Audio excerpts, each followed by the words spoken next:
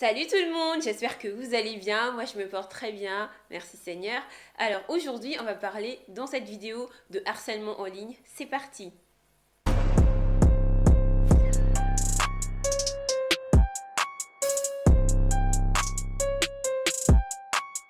Alors aujourd'hui je souhaiterais toucher à un point qui moi me choque concernant le harcèlement en ligne, c'est la banalisation de la chose. Il y a des personnes qui se sont données pour mission de banaliser tout ce qui est harcèlement en ligne. Déjà il y a ceux qui estiment que les personnes qui sont victimes de harcèlement en ligne le méritent parce qu'elles sont orgueilleuses, parce qu'elles seraient orgueilleuses. Mais à ces personnes, je demande, qui vous a établi juge? Qui a fait de vous la police de l'humilité? Et en plus, cet orgueil-là, c'est vous qui le mesurez. Si ça se trouve, ces personnes, elles veulent juste partager. D'accord? Et combien même quelqu'un serait orgueilleux, c'est son problème en fait. Ce n'est pas quelque chose qui peut justifier le harcèlement en ligne. Non. D'ailleurs, il n'y a rien qui justifie ça. Donc j'aimerais vraiment euh, que les internautes arrêtent de cautionner, de valider les harcèlements qui se font ici et là sous prétexte que la personne harcelée serait orgueilleuse. Après, il y a une autre catégorie de personnes qui estiment que les personnes harcelées ne devraient pas autant s'afficher. Mais qu'est-ce que ça veut dire s'afficher? Les réseaux sociaux, bah, c'est comme dans la vie de tous les jours, sauf que là, on est sur un terrain virtuel. Dans la vie de tous les jours, quand tu es enceinte, les autres le voient. Quand tu te maries, ça se voit. Quand tu parais, quand tu t'habilles, ça se voit. Le réseau social, il est fait pour partager. Alors, si quelqu'un veut partager sa photo, elle devrait se sentir libre de le faire. Tout comme toi, peut-être, tu n'es pas libre de le faire. Si quelqu'un voudrait partager sa grossesse, elle devrait pouvoir se sentir libre de le faire.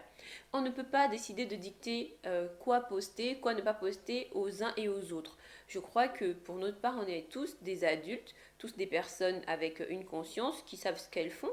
Donc pourquoi toujours justifier ou comprendre ou expliquer le harcèlement en ligne du simple fait que les personnes ont décidé de vivre leur vie comme elles l'entendaient en publiant une partie de leur vie. Et en plus sur les réseaux sociaux, c'est même pas la moitié ni le quart de la vie de tous les jours.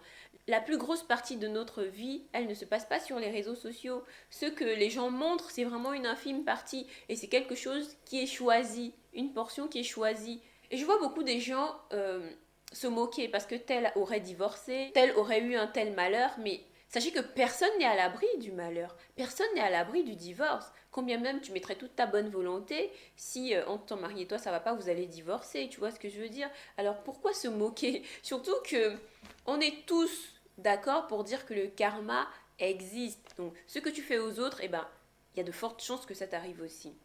Et puis je vois des gens qui n'ont même jamais été mariés, jamais été essayés d'être en couple, mais qui se moquent de personnes qui ont pris le risque, la responsabilité d'aller se marier parce que ces personnes ont divorcé. Mais vous n'êtes pas intelligente d'agir comme ça. Ça fait de vous des personnes limitées, si vous voyez ce que je veux dire. C'est vraiment dommage de s'asseoir, d'être chez soi, de prendre son téléphone et de passer toute sa vie à se moquer, à rabaisser, à piétiner et ensuite à continuer sa vie comme si de rien n'était. Après, il y a une catégorie de personnes qui estiment que le harcèlement en ligne, en fait, c'est pas vraiment du harcèlement, c'est juste qu'on rigole, il faut plaisanter un peu, il faut pas être comme ça coincé, il faut rire, il faut se détendre. Mais vous savez, il y a un proverbe qui dit que lorsque tu fais une blague à quelqu'un, si cette personne ne rigole pas, alors arrête ta blague. Donc, les personnes harcelées, en général, elles ne rigolent pas de ce qu'elles subissent. Elles n'en rigolent pas. Alors, ce serait peut-être bien d'arrêter à ce moment-là. Voilà, quand une personne n'est pas réceptive à tes blagues, enfin à tes supposées blagues, parce que entre la blague et la méchanceté, vraiment, la frontière, elle est super mince.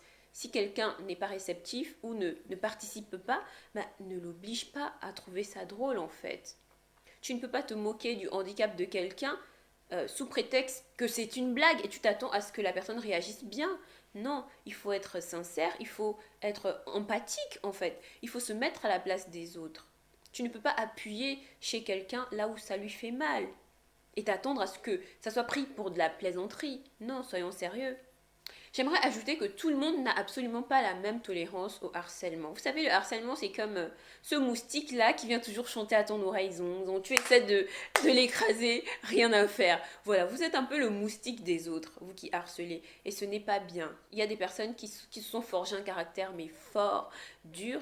Mais il y en a d'autres, malheureusement, pour qui vraiment ça se termine très mal. Voilà, récemment, au début de cette année, il y a une youtubeuse qui s'est donné la mort. La fille, elle avait 4 enfants quand même. Donc aujourd'hui, ils sont orphelins de mère à cause des harceleurs. Et moi, ce qui me choque, c'est que l'une des personnes qui la harcelait le plus a dit qu'en fait, elle ne croit pas que ce soit ce qu'elle disait qui a poussé la fille au suicide, mais que la fille avait peut-être des problèmes psychologiques avant.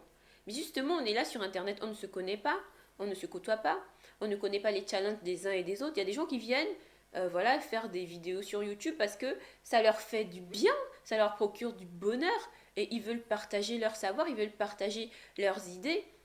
Alors pourquoi ne pas juste soit les ignorer, soit communier ensemble. Voilà, quand quelque chose, moi, ne me parle pas sur Internet, moi je passe, je zappe. Je ne viens pas faire des polémiques ou insulter les gens ou rabaisser les gens. Ça, c'est vraiment méchant, c'est de la méchanceté. Donc la fille, elle était tellement acculée, les gens l'ont accusée d'avoir maltraité ses enfants et je crois qu'elle n'a pas supporté, elle s'est suicidée. Vous voyez jusqu'où ça peut aller. Vraiment, moi, cette vidéo, c'est vraiment pour interpeller les uns les autres, afin qu'on ne puisse pas faire ce travail-là de méchanceté, de destruction des autres. Toutes les personnes qui ont l'habitude de harceler les autres, vous savez, vous vous mettez en danger. Vous vous mettez en danger parce que si la personne que vous harcelez est dangereuse, elle va vous faire la peau. Physiquement, elle va vous faire la peau. Elle peut demander à des personnes de vous traquer et de vous retrouver et de vous frapper, voire même de vous tuer en fait. Elle peut commanditer des agressions contre vous. Elle peut chercher à se venger, mais de la pire des manières. Et, spirituellement parlant, rassurez-vous d'être plus fort spirituellement parlant que les personnes que vous harcelez. Parce que vous ne savez pas. Vous ne connaissez pas les bagages spirituels des gens sur les réseaux. Vous ne connaissez pas qui est qui. Vous ne savez pas souvent à qui vous vous attaquez. Il y a des gens que vous avez touchés et depuis votre vie est à terre. Des fois, vous vous demandez, mais pourquoi il m'arrive ça, ça, ça. Il faut bien réfléchir. À qui tu t'es attaqué sur Internet ces derniers temps? Est-ce que vous connaissez les identités spirituelles des gens? Non. Ayez la simplicité, lorsque quelqu'un ne vous plaît pas, de l'ignorer. Ayez le réflexe de ne pas vous encombrer de choses inutiles. Vous savez, des fois, on est là sur Internet, on se dit, ça va, c'est Internet et tout, mais il y a aussi un côté spirituel, hein.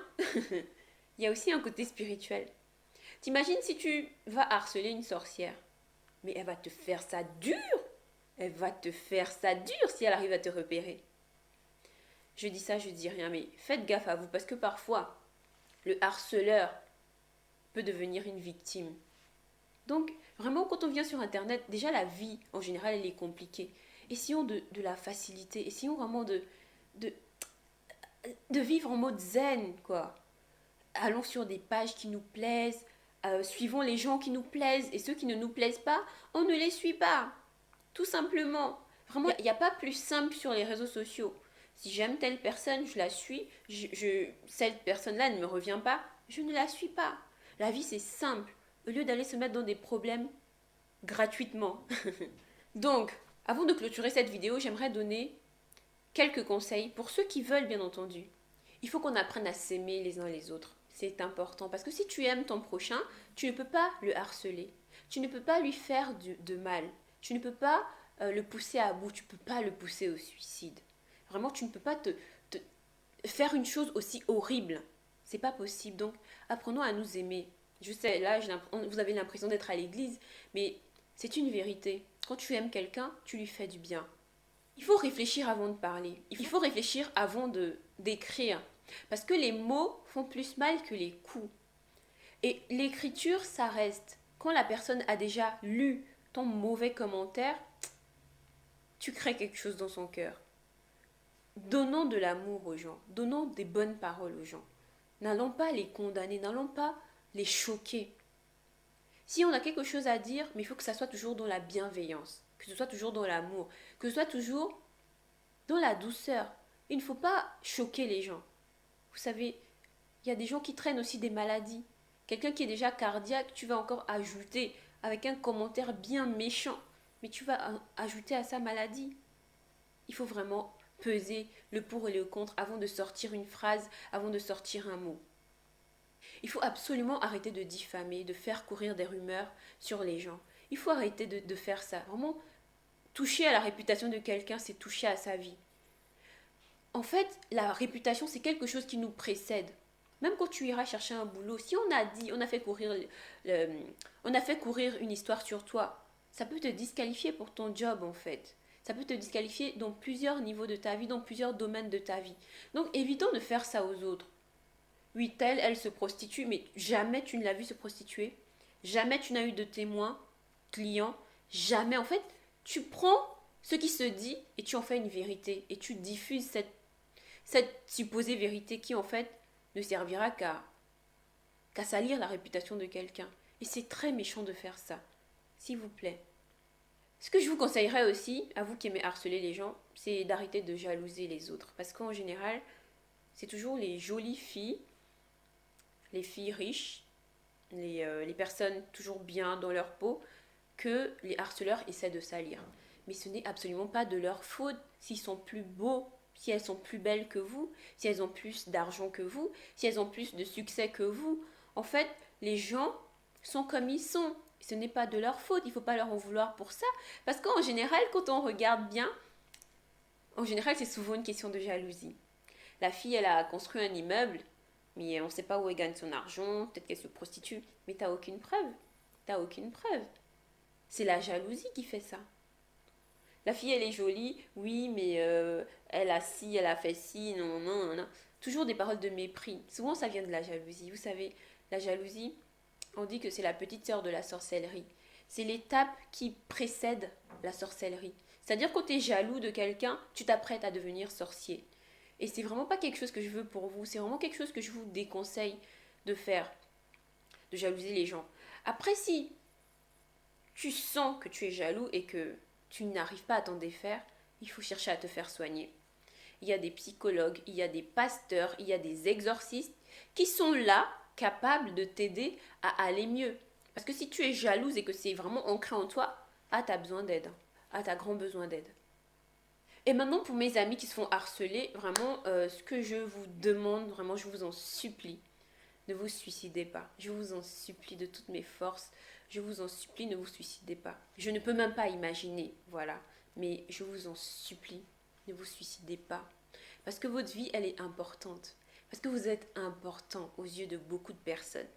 Il y a des gens qui vous suivent et qui vous aiment vraiment. Il y a des gens qui sont fans de vous. Il y a des gens à qui vous donnez vraiment la joie.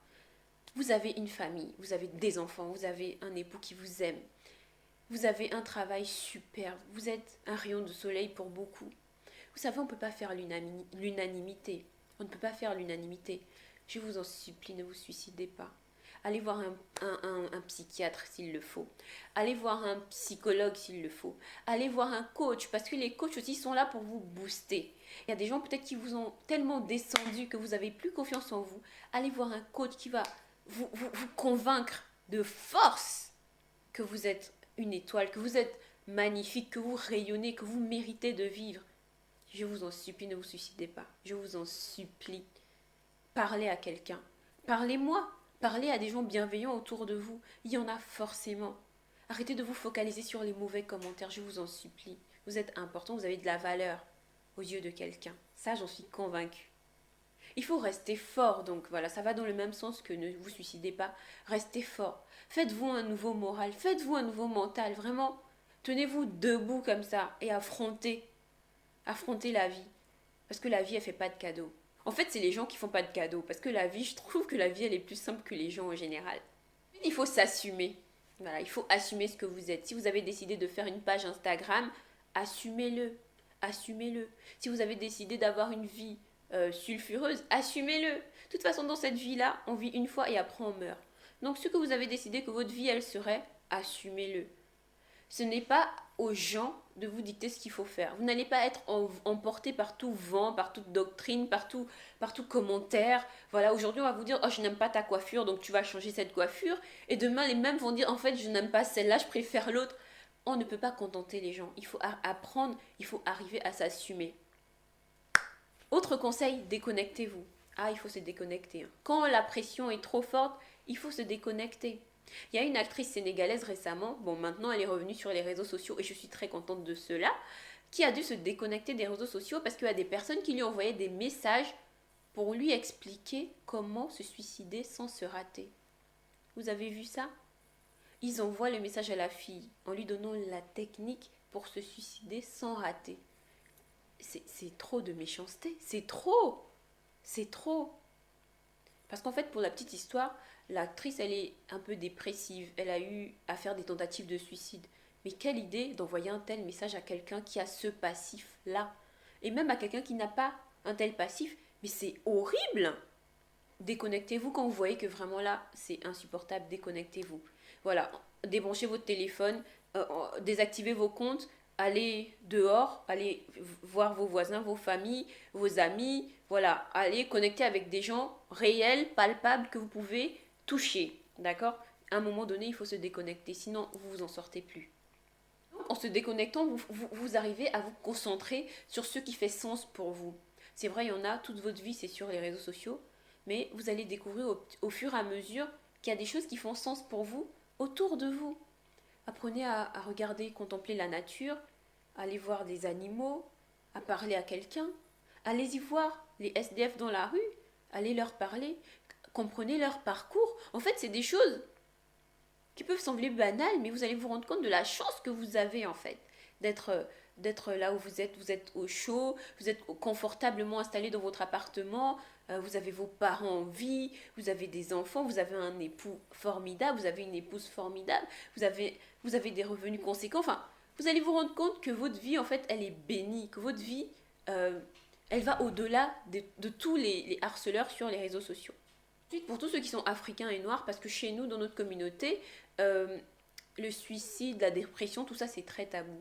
Moi, je vous invite vivement à aller suivre les réseaux sociaux de Noir et Psy, parce qu'en fait, c'est une psychologue qui est voilà, d'origine africaine, qui est donc noire, et qui traite des questions de dépression, de suicide chez les populations noires et africaines.